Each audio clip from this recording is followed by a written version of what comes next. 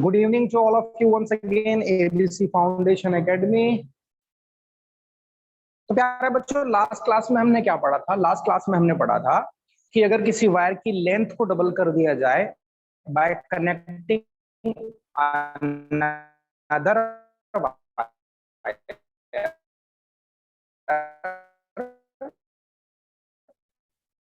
Of same material, तो उस wire कितना होता है उसमें मैंने आपको बताया था n टाइम ऑफ r होता है। ये हमने बताया था आपको लास्ट क्लास में, ठीक है। आज हम क्या पढ़ने वाले हैं? आज हम पढ़ने वाले हैं कि अगर मान लीजिए कोई मेरे पास कोई एक वायर है, मैंने उस वायर को मैंने स्ट्रेच कर दिया है। हाँ, कितना स्ट्रेच किया है वो हम, voice is not clear, voice clear नहीं है। हेलो, अभी क्लियर है?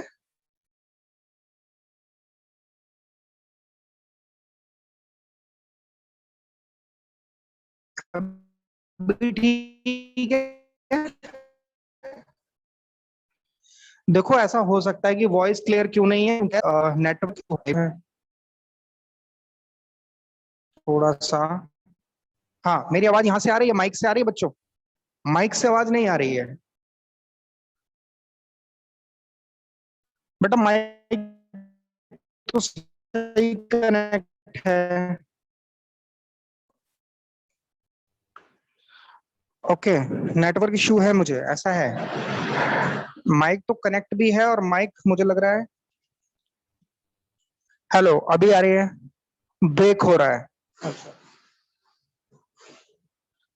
अभी ठीक है क्या? अभी ठीक है क्या? हेलो, 1 2 3। अभी ठीक है? ओके, चलिए ठीक है। यस, ओके ओके, ठीक है। तो प्यारे बच्चों, मैंने आपको बताया कि सपोज करिए अगर हम वायर का रेजिस्टेंस, वायर की लेंथ को हम क्या करें, स्ट्रेच कर दें। वायर की लेंथ को क्या कर दें प्यारे बच्चों? स्ट्रेच कर दें। कितना स्ट्रेच करेंगे इस बात पर डिपेंड करता है कि उस वायर का रेजिस्टेंस कितने फैक्टर से चेंज होगा, ठीक है। आप समझिए, हमारे पास कोई एक कंडक्टर है जिस कंडक्टर का लेंथ कितना है प्यारे बच्चों? L है और area of cross section A है। ध्यान से समझिएगा, ये मेरे पास कोई वायर है, ठीक है।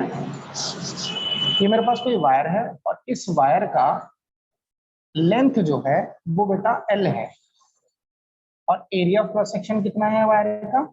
A। Area of cross section कितना है बच्चों? A, ठीक है।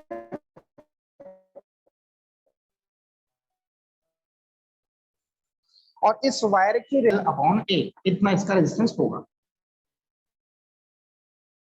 ठीक है। आपसे क्या कहा गया? मान लीजिए इस वायर को मैं ऑफ इट्स इनिशियल वैल्यू, मैंने क्या किया? इस वायर को स्ट्रेच किया और स्ट्रेच करने के बाद इस वायर की लेंथ क्या हो गई प्यारे बच्चों? डबल हो गई ऑफ इट्स इनिशियल वैल्यू। तो आपसे क्वेश्चन पूछा जा रहा है, बताइए अगर इस वायर की लेंथ डबल हो गई है तो न्यू रेजिस्टेंस, जो न्यू वायर है उस वायर का न्यू रेजिस्टेंस कितना होगा, ये आपसे पूछा गया। तो चलिए पहले तो इस वायर की लेंथ देखिए ध्यान से, डबल हो गई है तो ऑब्वियसली कुछ इस तरह से बनेगी डबल।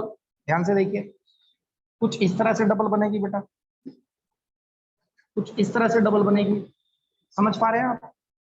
ये लेंथ कितनी है? इसको मैं बोल देता हूं L डैश, और ये कितनी है? 2L है। ये L थी, ये 2L है। ये समझ में आ गया? ठीक है बेटा। अब पूछ रहा है इस वायर का रेजिस्टेंस बताइए। अगर आप इसे ध्यान से देखें बच्चों तो इसका एरिया ऑफ क्रॉस सेक्शन पर भी क्या पड़ा है? डिफरेंस आया है। एरिया ऑफ क्रॉस सेक्शन भी इसका क्या हुआ है? कहीं ना कहीं कम होता हुआ दिखाई दे रहा है हमें, कहीं ना कहीं कम होता हुआ दिखाई दे रहा है बच्चों। एरिया ऑफ क्रॉस सेक्शन क्या हो रहा है इसका? कम होता हुआ दिखाई दे रहा है हमें। लेंथ बढ़ गया, सेम कंडक्टर था, हमने उसे स्ट्रेच किया प्यारे बच्चों, स्ट्रेच किया तो डेफिनेटली इस वायर का लेंथ बढ़ा लेकिन एरिया ऑफ क्रॉस सेक्शन कम हो गया, ठीक है। अब कितना कम हुआ कितना नहीं, ये हमें जरा ढूंढना पड़ेगा। चलिए देखते हैं। तो एक बात तो क्लियर है कि new resistance of the wire that is R dash, new resistance of the wire कितना लिखेंगे, रो, क्योंकि मटेरियल तो सेम है, सेम वायर को ही हमने स्ट्रेच किया है प्यारे बच्चों, मटेरियल ए डैश।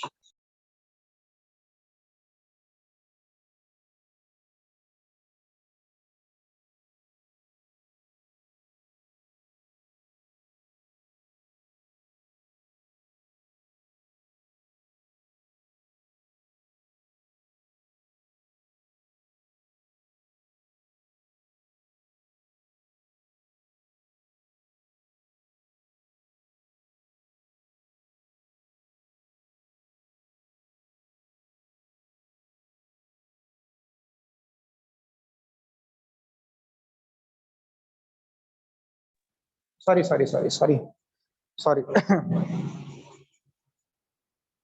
ओके, फिर से सुनिए मैं क्या बोल रहा हूँ कि जो न्यू रेजिस्टेंस होगा नए वायर का, जो न्यू रेजिस्टेंस होगा आर डैश, वो कितना होगा, रो इंटू एल डैश अपॉन ए डैश, रो इंटू एल डैश अपॉन ए डैश।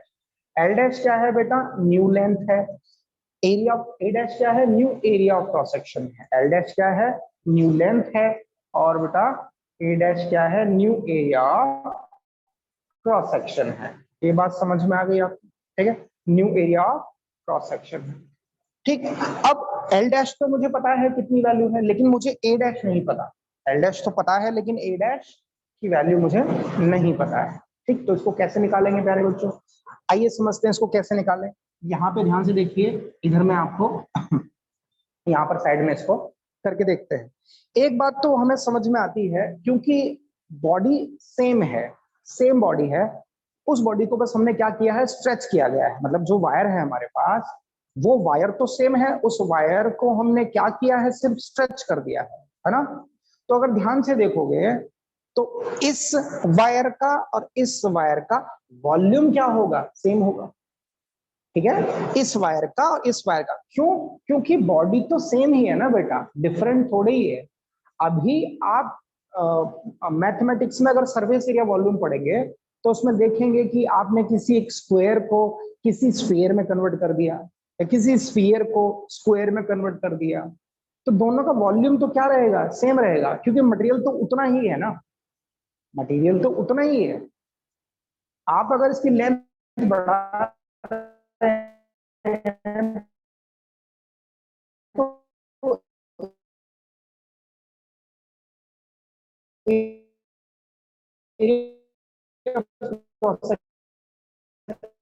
उसी ऐसा भी कोई भी एक बॉडी है, अगर उस बॉडी में अगर आप उसकी लेंथ बढ़ा रहे हैं या उसकी शेप चेंज कर रहे हैं, कुछ भी, अगर उसकी क्वांटिटी सेम है तो वॉल्यूम सेम रहेगा हमेशा, वॉल्यूम क्या रहेगा, सेम रहेगा। फॉर एग्जांपल ये चौक है मेरे पास, ठीक है, मैंने क्या किया, इस चौक को छोटे छोटे, इस चौक को मैंने पीस दिया, है ना, पीस दिया, मिन्स कर दिया, और जो भी पाउडर बना उस पाउडर से एक छोटी सी बॉल बना दी।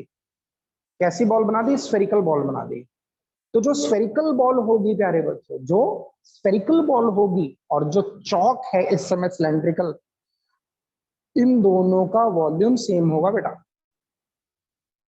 अगर ये बात समझ में आई है तो एक थम्स अप दे दीजिए फटाफट से। सिलेंड्रिकल चौक से बनने वाली स्फेरिकल बॉल का वॉल्यूम क्या होगा, सेम होगा। इसी तरह से यहां पर ये जो वायर है बेटा, इस वायर का जो वॉल्यूम था और इस वायर का जो वॉल्यूम है, ये दोनों वायर का वॉल्यूम क्या होगा, सेम होगा, ठीक है। तो ध्यान से सुनिए कितना होगा, ध्यान से सुनते हैं कितना होगा भाई। इसका वॉल्यूम कितना था बेटा, इसका वॉल्यूम था इसका एरिया इनटू इसका लेंथ, इस वाले वायर का, ओरिजिनल वायर का जो वॉल्यूम था वो इतना था। इस वायर का वॉल्यूम कितना होगा बेटा, इस वायर का वॉल्यूम कितना होगा, इस वायर का वॉल्यूम होगा ए डैश इनटू एल डैश, और ये दोनों ही क्या होंगे, इक्वल होंगे, इसलिए मैंने दोनों को वी लिखा है, दोनों ही क्या होंगे, इक्वल। ये कौन सा था, ये था हमारा ओरिजिनल वायर, कौन सा, ओरिजिनल, और ये कौन सा है, ये है न्यू वायर। तो दोनों का ही वॉल्यूम क्या रहेगा बेटा, सेम रहेगा, वॉल्यूम कैसा रहेगा, सेम रहेगा। समझ रहे हैं इस बात को। अब ध्यान से देखिए, A dash L dash is equals to A into L लिख सकते हैं, क्यों, क्योंकि दोनों का वॉल्यूम सेम है बेटा। प्यारे बच्चों मुझे एक कमेंट कर दीजिए कोई भी, क्या ऑडियो वीडियो अब सब ठीक चल रहा है? क्या ऑडियो और वीडियो अब एकदम ठीक चल रहा है, कोई परेशानी तो नहीं है और समझ में आ रहा है यहाँ तक? तो A dash into L dash ये नए वायर का वॉल्यूम है और A इंटू एल ये पुराने वायर का वॉल्यूम है। तो मैंने दोनों वॉल्यूम को इक्वेट कर दिया। क्यों इक्वेट किया? Yes, thank you so much बच्चों। क्यों इक्वेट कर दिया बेटा? क्योंकि दोनों का वॉल्यूम सेम है और सिंपल सी बात, मुझे new area of cross section निकालना है, वो मुझे नहीं पता। इस फॉर्मूले में अगर मैं ध्यान से देखूं तो new area of cross section मुझे पुट करना पड़ेगा, जो कि मुझे नहीं पता है। न्यू लेंथ तो पता है कि 2L है, लेकिन new area of cross section नहीं पता है। ओके, तो चलिए देख लेते हैं बेटा। तो A डैश तो मुझे नहीं पता, L डैश मुझे पता है 2L है, इक्वल टू A इंटू ये कितना बेटा L। कोई परेशानी नहीं। तो A डैश कितना आ गया? ध्यान से देखो, इस 2L को इधर डिवाइड ले जाऊंगा तो A into L upon 2L, L से L कैंसिल हो गया, तो A डैश कितना है बेटा? A/2। यानी जो नया एरिया ऑफ क्रॉस सेक्शन आया वो पुराने वाले वायर के एरिया ऑफ क्रॉस सेक्शन का आधा हो गया। कब? जब मैंने इस वायर को क्या किया? स्ट्रेच किया। कितना स्ट्रेच किया? Double of its original length. कितना किया? Double of its original length. मैंने इस वायर को स्ट्रेच किया। अगर स्ट्रेच किया तो जो नया एरिया ऑफ क्रॉस सेक्शन है प्यारे बच्चों, वो A/2 आया। कितना आया? A/2। क्लियर है? ओके, तो A डैश की वैल्यू मुझे पता लग गई यहां से। अब मैं चाहे तो A डैश की वैल्यू और L डैश की वैल्यू दोनों यहां पर पुट कर सकता हूं। चलिए करते हैं पुट बेटा। तो ध्यान से देखिए, रो इंटू एल डैश कितना है? 2L है, और A डैश कितना है? A/2 है। तो A/2 लिखेंगे तो ये अपॉन में है ऑलरेडी, तो अपॉन के अपॉन में अगर होगा तो मल्टीप्लाई में चला जाता है न्यूमरेटर में, सब जानते हैं। ठीक है, तो बेटा R dash is equals to, यहाँ कितना देखो, 2 2 जा 4 into rho into L upon A. अगर यहाँ ध्यान से देखोगे बेटा तो rho into L upon A ये तो किसके बराबर है? ये तो R के बराबर है। पहली इक्वेशन किसके बराबर है? R के बराबर है। तो यहां से मैं लिख सकता हूँ कितना? 4R। कितना लिख सकता हूँ बेटा? 4R। यानी जो नया रेजिस्टेंस आएगा वो 4 टाइम ऑफ ओरिजिनल रेजिस्टेंस आएगा। कितना आएगा? 4 टाइम ऑफ ओरिजिनल रेजिस्टेंस आएगा। अगर यहां तक किसी को डाउट है तो पूछिए। अगर यहां तक किसी को डाउट है तो पूछिए बेटा। जो नया resistance of the new wire, resistance of the new wire आएगा वो कितना आएगा बेटा? 4 टाइम ऑफ ओरिजिनल रेजिस्टेंस आएगा। 4 टाइम ऑफ ओरिजिनल। ठीक है बेटा।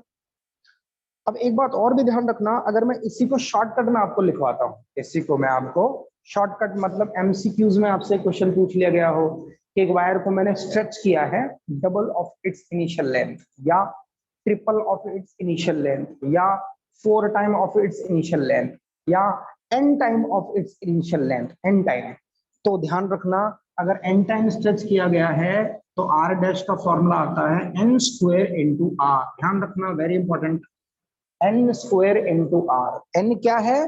कितने टाइम आपने स्ट्रेच किया है, जितने टाइम भी स्ट्रेच किया है उसका स्क्वायर, यहां स्क्वायर आएगा, into original resistance, into original resistance. ठीक है, तो देखो आपने कितना किया बेटा? डबल स्ट्रेच कर दिया है ना, डबल किया, तो यहाँ पे n की जगह कितना आ जाएगा? 2। n की जगह कितना आ जाएगा? 2, और 2 को स्क्वायर करोगे तो कितना आएगा बेटा? 4। यानी पूरा आंसर एक लाइन में आ गया हमारा। यहाँ आंसर हमने कितना लिख दिया बेटा? R dash is equals to 2 का square into R, that is equals to 4R, that is equals to 4R। यानी इतनी बड़ी जो हमने कैलकुलेशन ये सब की है इसकी कोई जरूरत नहीं। बट ये कब बेटा? ये कब जरूरत नहीं है? जब हमसे एमसीक्यू पूछा गया है, जब हमसे सब्जेक्टिव नहीं पूछा गया है। हाँ, इंफॉर्मेशनल पॉइंट ऑफ व्यू से आप बता सकते हो ऑन द स्पॉट आंसर कि ये होगा। इंफॉर्मेशनल पॉइंट ऑफ व्यू से आप आंसर बता सकते हो कि ये होगा। लेकिन अगर आपको सब्जेक्टिवली एग्जाम में क्वेश्चन पूछा जा रहा है तो प्यारे बच्चों, this is the method, this is the तरीका by which you need to go through. आपको इसी तरह से सॉल्व करना है एग्जाम में।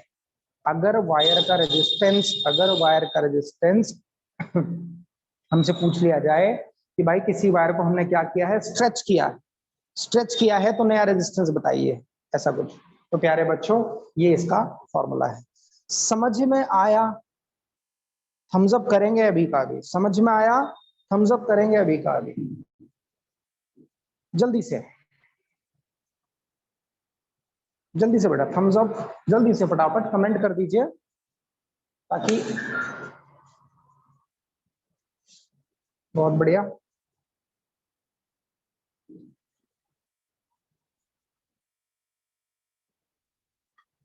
बेटा समझ में आ गया तो जरा कमेंट कर दीजिए फटाफट से।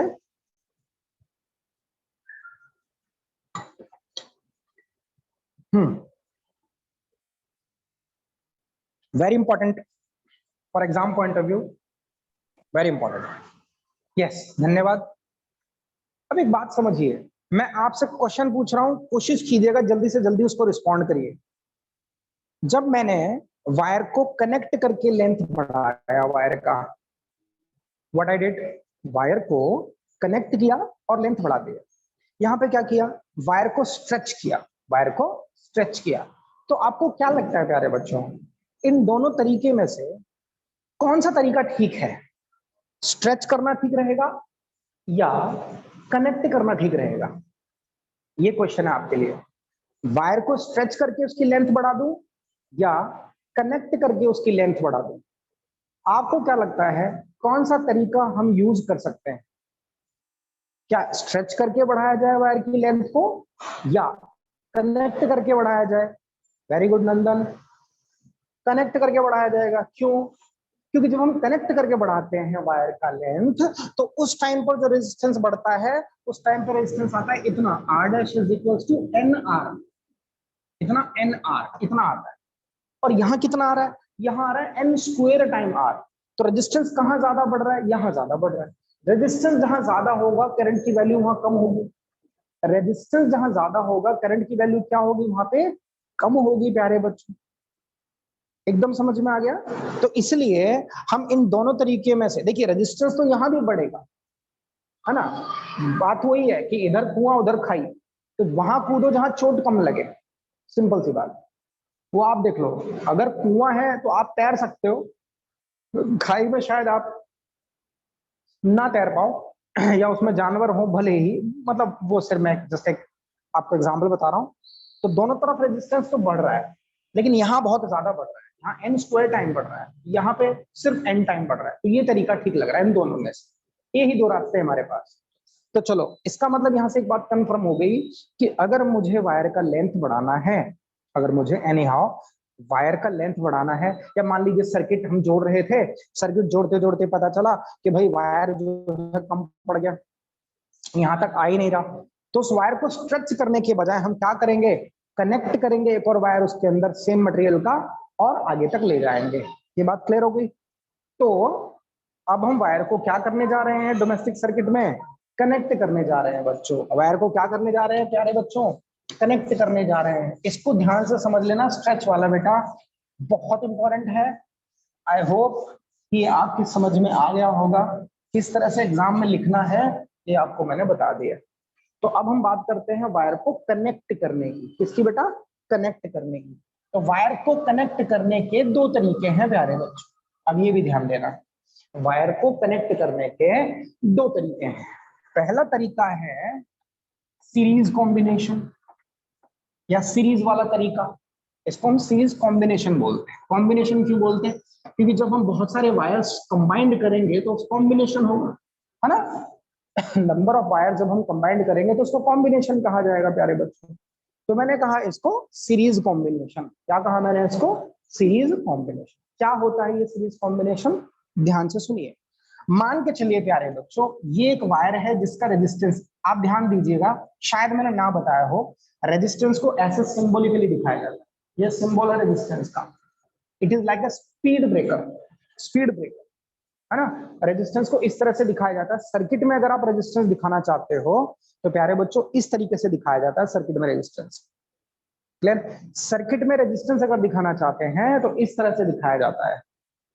ओके, तो ये कोई एक वायर है जिस वायर का रेजिस्टेंस कितना है, R1 है, ठीक बेटा। और ये कोई दूसरा वायर है मान लो, और इस वायर का रेजिस्टेंस कितना है प्यारे बच्चों, R2। ये स्पीड ब्रेकर की तरह क्यों दिखाया जाता है? क्योंकि हमें पता है कि जब कभी भी रेजिस्टेंस बेसिकली क्या करता है, करंट के पाथ में अपोजिशन प्रोवाइड करता है, करंट के पाथ में अपोजिशन प्रोवाइड करता है बच्चों, ठीक है, रेजिस्टेंस। तो it is like a speed breaker in the path of current, तो इसको स्पीड ब्रेकर की तरह बनाया जाता है। अच्छा, ये जो है ना ऐसे जिगजैग लाइन, कि आप चाहे 2-3 भी बना लेंगे तो भी चलेगा, जरूरी नहीं कि बहुत ज्यादा बनाने, ठीक है, ऐसा मत, कुछ बच्चे ऐसा करते हैं, ऐसा ऐसा सही है, रेजिस्टेंस है, सर ये रेजिस्टेंस है, इससे कोई फर्क नहीं पड़ता कि इसका मतलब ये ज्यादा रेजिस्टेंस है, नहीं, ऐसा नहीं है, ध्यान रखना, इसका मतलब बिल्कुल भी ऐसा नहीं है कि ये रेजिस्टेंस ज्यादा है और ये रेजिस्टेंस कम है। एक जिगजैग लाइन जितनी ज्यादा खींचोगे रेजिस्टेंस ज्यादा हो जाएगा, ऐसा नहीं है, ओके। तो ऐसी कंफ्यूजन मत रखना दिमाग में अपने, ठीक है। जितना आपका मन करे थोड़ा सा बना लेना ताकि टाइम भी वेस्ट ना हो, 2-4 जिगजैग लाइन बना लीजिएगा, ठीक है। तो ये दोनों वायर है मेरे पास, ये R1 ये R2, और ऐसा हुआ कि हमें इन दोनों वायर्स को कनेक्ट करना पड़ रहा है। दोनों वायर को क्या करना पड़ रहा है बच्चे? कनेक्ट करना पड़ रहा है। कनेक्ट करने के दो तरीके हैं, एक है सीरीज कॉम्बिनेशन, दूसरा पैरेलल कॉम्बिनेशन। आज हम कौन सा सीख रहे हैं? Series combination. क्या होता है सीरीज कॉम्बिनेशन? ध्यान से समझ लीजिए, मान लो ये पॉइंट ए, ये पॉइंट बी है, और ये पॉइंट सी और ये पॉइंट डी है, ऐसा समझ। तो सीरीज कॉम्बिनेशन का मतलब होता है कि जब हम वायर को हेड टू हेड कनेक्ट कर दें, लाइक दिस, ऐसे हेड टू हेड कनेक्ट कर दें, क्लियर? मतलब इसका एंड दैट इज बी और इसका initial point that is C. तो अब ये वायर कुछ ऐसा हो जाएगा, ध्यान से देखना,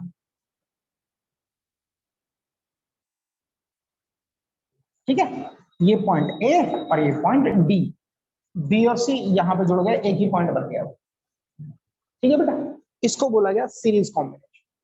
और अब हमने क्या किया, इसको वोल्टेज दे दिया, यहां से वोल्टेज दे दो, ये वोल्टेज सेल, केमिकल सेल हमने क्या करा दी, कनेक्ट करा दी, ठीक है, ये वोल्टेज दे रहा है, इसका रेजिस्टेंस कितना है R1, इसका रेजिस्टेंस कितना है R2, इसका रेजिस्टेंस कितना R1, इसका रेजिस्टेंस कितना R2, और ये कितना वोल्टेज V, वोल्टेज V।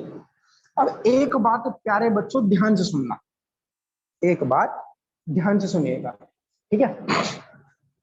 मान लो इस वोल्टेज ने, इस केमिकल सेल ने कुछ वर्क डन किया, इस केमिकल सेल ने कुछ वर्क डन किया, अगर इसने वर्क डन किया तो इस वायर में करंट फ्लो होगा, इस वायर में क्या होगा, करंट फ्लो होगा। इस वायर जिसका कुछ रेजिस्टेंस है, इस वायर का मतलब क्या है, जिसका कुछ रेजिस्टेंस है, ठीक है, इसमें कुछ करंट फ्लो होगा, ऐसा समझ लो, ठीक है सर। मान लो यहां से करंट फ्लो होना स्टार्ट हुआ, कितना, आई करंट फ्लो होना स्टार्ट हुआ, कितना बेटा, आई करंट फ्लो होना स्टार्ट हुआ। तो यहां से अगर आई करंट फ्लो स्टार्ट हुआ बेटा, तो यहां पर भी करंट आई ही जाएगा और यहां पर भी करंट आई ही जाएगा, और पूरा वापस सर्किट में आई करंट ही आएगा। एक बात तो नोट करके लिख लेना सब अपनी नोटबुक में, कि जितना करंट सर्किट से चलता है पॉजिटिव टर्मिनल से, नेगेटिव टर्मिनल में हमेशा उतना ही करंट वापस आता है। जितना करंट पॉजिटिव टर्मिनल से चलता है उतना ही करंट नेगेटिव टर्मिनल में वापस आता है। इस बात का सब बच्चे ख्याल रखिए, नोट करके लिख लीजिए इसको। जितना करंट यहां से चला उतना करंट यहां से वापस आएगा, मतलब कितना, आई, आई। अब इसमें 2-3 चीजें आपको ऐसे कैसे याद रखनी है। क्या याद रखना है बच्चों? एक चीज, यहां पे करंट कितना आई तो यहां पर भी करंट आई। तो कंडीशन फॉर सीरीज कॉम्बिनेशन क्या है? पहला, आई रिमेन्स सेम, वेरी इंपॉर्टेंट, याद रखना जिंदगी में, आई मतलब current remains same through each resistor, through each resistor. ध्यान से देखो, यानी दोनों में करंट क्या है प्यारे बच्चों? कांस्टेंट है। दोनों में करंट कैसा है? कांस्टेंट है। और ये सीरीज कॉम्बिनेशन की आइडेंटिफिकेशन भी है, कि मान लीजिए अगर 2-3-4 रेजिस्टेंस हैं, अगर उन 2-3-4 रेजिस्टेंस जो कनेक्ट हैं आपस में, वायर है, वायर का रेजिस्टेंस है वो कनेक्ट है आपस में, ठीक है, और उनमें सेम करंट फ्लो हो रहा है, कितना, सेम करंट फ्लो हो रहा है। अगर उनमें सेम करंट फ्लो हो रहा है तो प्यारे बच्चों वो सीरीज कॉम्बिनेशन कहलाएगा। क्या कहलाएगा? Series combination. क्लियर हो गई बात? ध्यान रखिएगा। अब एक चीज और समझिए, हमें पता है ओम्स लॉ से V इनवर्सली प्रोपोर्शनल टू, क्या, V इज इक्वल्स टू, ऐसे लिख लेता हूं, V is equals to I into R होता है बेटा, V इज इक्वल टू क्या होता है, I इंटू आर होता है। इसका मतलब अगर I की वैल्यू कांस्टेंट है, इफ I कांस्टेंट, तो V प्रोपोर्शनल टू R हो गया। मतलब सिंपल है कि जिसका रेजिस्टेंस ज्यादा होगा वो ज्यादा वोल्टेज कंज्यूम करेगा, और जिसका रेजिस्टेंस कम होगा वो कम वोल्टेज कंज्यूम करेगा। जिसका रेजिस्टेंस ज्यादा वो वोल्टेज ज्यादा कंज्यूम करेगा, ज्यादा वोल्टेज लेगा वो, और जिसका रेजिस्टेंस कम वो कम वोल्टेज लेगा। अब क्वेश्चन ये है कि इसका रेजिस्टेंस या इसका रेजिस्टेंस, दोनों में से कौन कम है और कौन ज्यादा है, ये तो हमें नहीं पता। दोनों में से कौन कम है कौन ज्यादा है ये तो हमें नहीं पता है बच्चा। तो एक बात आप समझो, जब हमें ये नहीं पता है कि दोनों में से कौन कम कौन ज्यादा, तो ऐसा मान लेते हैं कि ये वाला रेजिस्टेंस कितनी वोल्टेज कंज्यूम करेगा, V1। भाई सेम तो कंज्यूम नहीं कर सकते दोनों, क्योंकि देखो वोल्टेज प्रोपोर्शनल टू आर है। हाँ, अगर यहाँ दोनों रेजिस्टेंस की वैल्यू सेम होती तो वोल्टेज सेम कंज्यूम कर लेते, वो सेम कंज्यूम कर लेते। बट एक बात ध्यान रखना हमेशा, सीरीज कॉम्बिनेशन में, दूसरी कंडीशन में लिख रहा हूं यहाँ पे, याद रखना, इनको जिंदगी भर ये काम आएंगी। In series combination voltage differs through each resistor, through each resistor. यानी रजिस्टर बोलते हैं इसको, मतलब हम नाम क्या बोलते हैं, रजिस्टर। रजिस्टर क्या है, हमारे पास एक डिवाइस है। रेजिस्टेंस क्या है, फिजिकल क्वांटिटी है। रजिस्टर को आप देख सकते हैं, रेजिस्टेंस को आप देख नहीं सकते हो, समझ गए। जैसे कंडक्टर को आप देख सकते हो लेकिन करंट को आप नहीं देख सकते उसके अंदर। इसी तरह से रजिस्टर, रजिस्टर बोल दो या कंडक्टर बोल दो। रजिस्टर एक ऐसा डिवाइस जिसका कुछ रेजिस्टेंस हो, सिंपल, ठीक है ना। तो इसलिए हम रजिस्टर नाम दे रहे हैं। क्या नाम दे रहे हैं, रजिस्टर। रजिस्टर जिसका कुछ रेजिस्टेंस है, ऐसा वायर, ऐसा कंडक्टर, ऐसा डिवाइस जिसका कुछ रेजिस्टेंस है, तो उन सबको हम क्या बोल देते हैं, resistance, resistor. A device which has some resistance called resistor. बेटा लिंक खत्म होने वाला है, और अगर लिंक खत्म हो जाएगा ना तो हम कल इसके बारे में चर्चा करेंगे। ये दोनों चीजें समझ में आ गई आपको, ये दोनों चीजें समझ में आ गई, ठीक है। तो यहाँ इसने वोल्टेज V1 कंज्यूम किया, मान लो यहाँ इसने वोल्टेज कितना कंज्यूम किया, V2। कितना, V2। तो प्यारे बच्चों टोटल वोल्टेज में क्या लिखता, V1 प्लस V2 लिखता। भाई टोटल वोल्टेज ये दोनों मिलकर कितनी कंज्यूम करते बेटा, V1 प्लस V2 कंज्यूम करते, ठीक। और आप जानते हैं कि वोल्टेज का फॉर्मूला क्या होता है, I इंटू आर होता है। तो यहाँ तो टोटल वोल्टेज है तो टोटल करंट तो I है। टोटल रेजिस्टेंस को लिखेंगे RS। कितना लिखेंगे, RS। RS क्या है, total resistance in series combination, total resistance in series combination. V1 को लिख सकता हूं IR1 और V2 को लिख सकता हूं IR2, ठीक बेटा। अब इन दोनों में ध्यान से देखो, I, यहाँ I, ये I, तो इन दोनों I में से मैं कॉमन ले सकता हूँ I को। I कॉमन लूंगा तो कैंसिल हो जाएगा प्यारे बच्चों। तो फॉर्मूला मेरा क्या आया, RS is equals to R1 plus R2। मान लो अगर यहाँ पर एक और रेजिस्टेंस होता जो सीरीज में कनेक्ट होता है इस तरह से, एक और होता, तीसरा, चौथा, पांचवा, इस तरह से, तो मैं पता फॉर्मूला क्या लिखता, plus R3 plus R4 and plus up to Rn तक।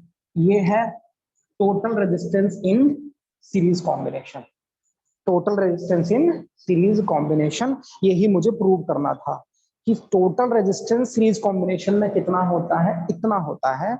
मतलब इंडिविजुअल रेजिस्टेंसेस को आप क्या कर दो, सभी को जोड़ दो, that is total resistance in series combination.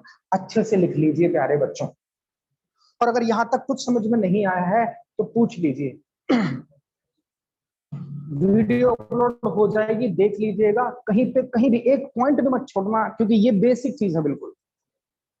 कोई भी क्वेश्चन डाउट आए माइंड में पूछ लीजिएगा बेटा जरूर से, क्योंकि अगर ये समझ में आया तो आगे की सारी चीजें समझ में आएंगी, और ये समझ में नहीं आ रहा है तो आगे भी थोड़ा प्रॉब्लम होगा। दो कंडीशंस याद रखना, सीरीज वाली। लिंक होने वाला है खत्म, we will meet in next class, ध्यान रखिएगा सेम टाइम पर। आज हमने मेनली क्या किया है कि रेजिस्टेंस, अगर वायर को मैं स्ट्रेच कर दूं तो न्यू रेजिस्टेंस कितना होगा, और दूसरा वायर को कनेक्ट करें अगर सीरीज कॉम्बिनेशन में तो टोटल रेजिस्टेंस कितना आएगा, तो इतना टोटल रेजिस्टेंस आएगा। अब अगर सिर्फ दो रेजिस्टेंस कनेक्ट हुए हैं तो R1 प्लस R2, 3 हुए हैं तो R1 plus R2 plus R3, n हुए हैं तो R1 plus R2 plus R3 plus Rn। ये फॉर्मूला आया total resistance in series combination का, total resistance in series combination का। बेटा समझ में आ गया तो थम्स अप दे दो। और आज इतना ही करेंगे, आज के लिए इतना ही करेंगे। इसके बारे में बाकी चीजें हम नेक्स्ट क्लास में डिस्कस करेंगे। देखिए टाइम बहुत कम है, 40 मिनट का टाइम बहुत कम है। 1.5-2 घंटे अगर क्लास होगा तो ज्यादा अच्छे से और समझ में आएंगी एक बार में चीजें, ठीक है। लेकिन ठीक है, छोटा छोटा पॉइंट हो रहा है, समझ में आ रहा है आपको, ये भी अच्छी बात है कि छोटा छोटा हो रहा है तो धीरे धीरे आपको समझ में आता जा रहा है, ठीक है ना। एक दिन किसी दिन मैराथन क्लास ले लेंगे और ये पूरा कंप्लीट एक ही क्लास में करा देंगे शॉर्ट में। ये कंडीशंस याद रखिएगा। This is total resistance in series combination, current through each register remain same end voltage through each register differ मतलब अलग अलग वोल्टेज कंज्यूम करते हैं, ठीक है। तो प्यारे बच्चों आज के लिए इतना ही। We will meet in next class. तब तक के लिए पढ़ते रहिए, लिखते रहिए, खुश रहिए। हम मिलेंगे कल सेम टाइम पर। तब तक के लिए बाय बाय बच्चों। कोई डाउट होगा तो प्लीज से कमेंट कर दीजिएगा। Thank you so much and good day.